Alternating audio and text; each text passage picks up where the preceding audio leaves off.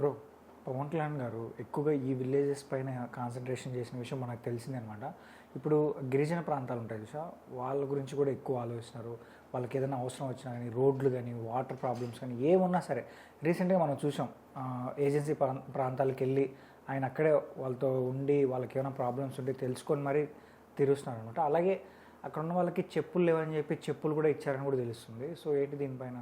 So ఖచ్చితంగా అండి, పవన్ కళ్యాణ్ గారు ఇచ్చేదాని గురించి అసలు మనం పోవడమే మేలు. ఎందుకంటే ఆయన ఇవ్వలేదు అంటే మనం ఆశ్చర్యంగా మాట్లాడుకోవాలి, కానీ ఆయన ఇచ్చారు అంటే దాని గురించి అసలు మనం ఇంత మాట్లాడుకుని చేయాల్సినంత అవసరం ఉండదు. ఎందుకంటే ఒక మనిషి, సాటి మనిషి కష్టంలో ఉన్నాడు, అది తన దాకా రీచ్ అయితే కనుక ఖచ్చితంగా అది సాల్వ్ అయిపోద్ది. ఇప్పుడు మీరైనా నేనైనా వాళ్ళని కష్టంలో ఉన్నామని తెలిస్తే అది ఆయన దాకా రీచ్ అయితే ఖచ్చితంగా సాల్వ్ అయిపోద్ది. సో ఒక ఊరు మొత్తానికి సరిగ్గా చెప్పులు కూడా లేని ఊరు ఉంది, అంత పేదరికంలో ఉన్నారంటే నిజంగా ఇప్పుడు మనం చెప్పులు లేకపోతే మనమే నడవలేం. నెలకు ఒకటికో 3 నెలలకు ఒకసారి మనమే మారుస్తూ ఉంటాం, 6 నెలలకైనా మారుస్తూ ఉంటాం.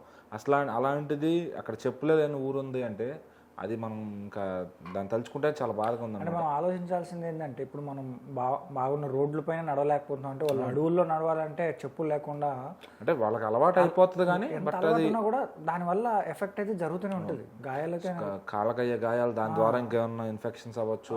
ముళ్ళు గుచ్చుకుంటే దాని ద్వారా ఎక్కడికో చాలా దూరం వెళ్తుంది. సో వాళ్ళు అవి పట్టించుకోకపోయినా కానీ చెప్పుకోలేదు. ఇంకా నా నొప్పి ఎవరికి చెప్పుకోలేని ఒక నొప్పి అది.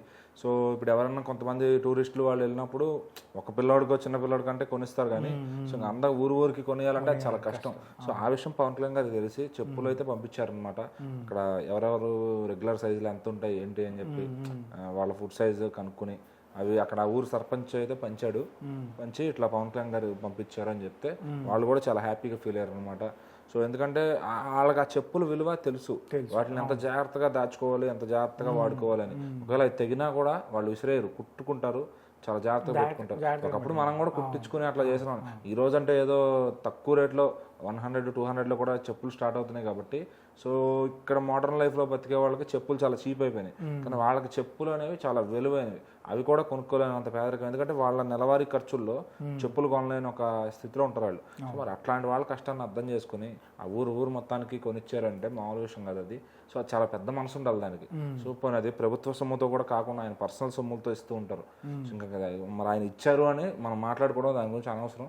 ఆయన ఇవ్వని వాటి గురించి అంటే ఓహో అది ఇవ్వలేదా అని తెలియదేమో అనే విధంగా మాట్లాడుకోవచ్చు. కానీ ఇచ్చాడా అనేది అయితే ఇవ్వలేదా అంటే ఇప్పటి వరకు కూడా వాళ్ళ కోసమే, వాళ్ళకి ఏం కావాలా అవే రైతులకి వెళ్ళి ఇచ్చాడు, లేదు ఇంకెవరికన్నా అవసరం అయితే ఇచ్చాడు, ఇంకెవరన్నా ఇంటికి వస్తే ఇచ్చాడు, ఇంకెవరన్నా ఆయన వెళ్తే ఇచ్చాడు, లైవ్ లో కలిస్తే ఇస్తాడు. ఇప్పుడు ఎవరన్నా ఆయన కోసం పూజ చేస్తే అక్కడ డప్పులు కొట్టే వాళ్ళు ఇస్తాడు. కొన్ని విషయాల్లో ఆయన వరకు రావు అనమాట, వచ్చితే ఖచ్చితంగా ఆయన సాల్వ్ చేస్తారు. సో అవన్నీ వచ్చినప్పుడు ఎవరైనా సరే, ఇప్పుడు పవన్ కళ్యాణ్ గారైనా సరే, చంద్రబాబు నాయుడు గారైనా సరే ఆయనకి తెలిస్తే కానీ, లేదంటే ఎవరైనా వచ్చి చెప్పినప్పుడు కానీ ఖచ్చితంగా అయితే ఆ ప్రాబ్లం అయితే సాల్వ్ అవుతుంది. బట్ కొన్ని ఆయన వరకు చేరవు అనమాట. చేరినప్పుడు ఏంటంటే బయట ఉన్న వాళ్ళు ఏదో ఒకటి మాట్లాడుతూ ఉంటారు, వాళ్ళు మాటలన్నీ పట్టించుకుంటా ఉంటే అవ్వదు కదా. సరే చూద్దాం మరి.